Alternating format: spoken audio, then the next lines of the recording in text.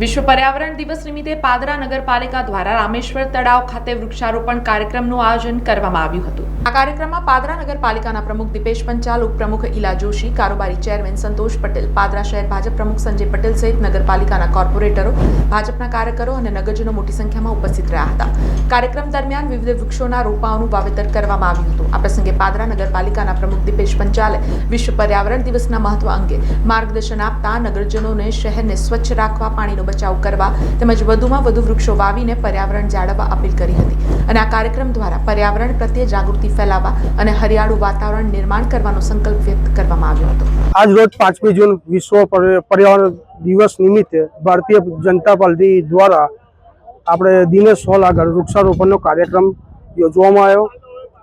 જળ એ જીવન છે એ રીતે પર્યાવરણનું સંરક્ષણ એ જ માનવ પ્રકૃતિનું સંરક્ષણ છે, જેથી આપણે પાણી બચાવીએ, પ્લાસ્ટિકનો ઉપયોગ ઓછો કરીએ અને પાદરા ગ્રામને સ્વચ્છ રાખીએ એ હું જનતાને અપીલ કરું છું। 12 વર્ષના વિકાસ ભારતના અંતર્ગત 1 મહિના સુધીના જે કાર્યક્રમ ચાલવાના છે એમાં આજે 5મી જૂન વિશ્વ પર્યાવરણ દિવસ નિમિત્તે વૃક્ષારોપણનો કાર્યક્રમ હોય આજે રામેશ્વર તળાવના કિનારા ઉપર વૃક્ષોનું રોપણ કર્યું છે ભારતીય જનતા પાર્ટી તરફથી અને આ વૃક્ષોનું જતન કરી અને વૃક્ષો મોટા થાય, જળ એ જીવન, વૃક્ષ એ જીવન એ અંતર્ગત આજે વૃક્ષારોપણનો કાર્યક્રમ કર્યો છે।